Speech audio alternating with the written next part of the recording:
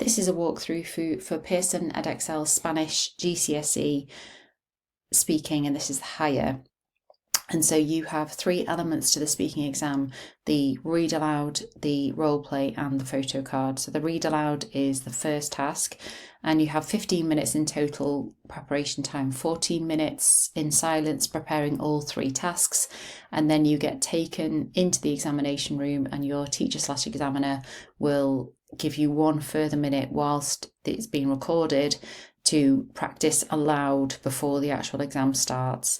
Your teacher will then ask you to read aloud the text that you have, and then you need to obviously read those aloud, and then you get asked 2 questions on the text, which I'll come back to after we've gone through this. So you need to first of all have a look at the thematic context. So the context is lifestyle and well-being. So that gives you a clue. So any words that you're not sure about in the text, then it's on lifestyle and well-being. So the 2 questions that you get asked about the text afterwards will be to do with the text and lifestyle and well-being. Sarah, your friend, has contributed to a blog about sports. So obviously the text is about sports. So when you're doing your preparation time, don't spend a huge amount of time on this because obviously you've got the role play and the photo card to prepare as well. But just have a look through words that have accents on them. Miércoles, put the stress obviously on the word, on the letter with the accent on. The J in jugar, V as a B in voleibol. H is silent, horario. Encuentro, okay, it's a hard C there. And then this is a tricky word. So Edexcel have chosen these words really carefully and to test you. This is a higher speaking read aloud. So it's to test you.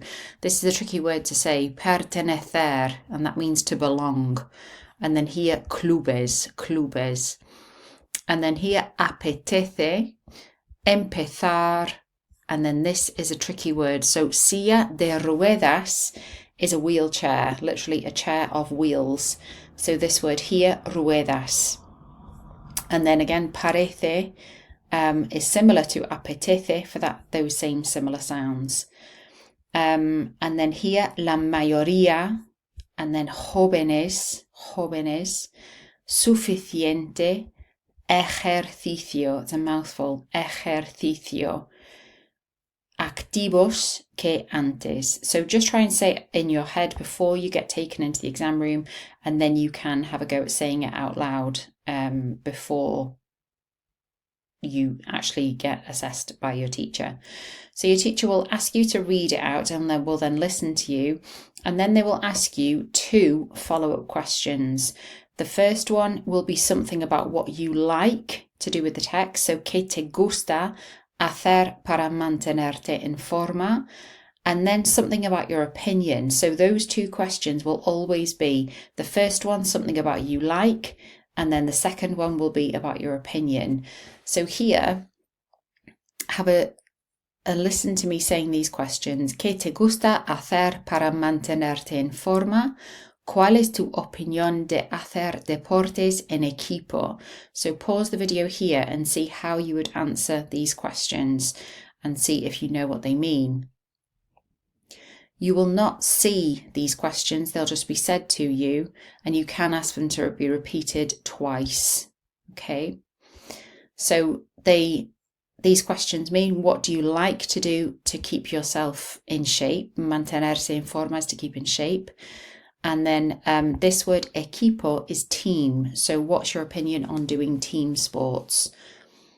And then they don't need to be lengthy answers. So you could say, for example, me encanta estar en forma y me gusta practicar yoga, me gusta hacer natación, or something like bailo cada día. Okay, one of those 3 options will be enough. It doesn't need to be an extended answer.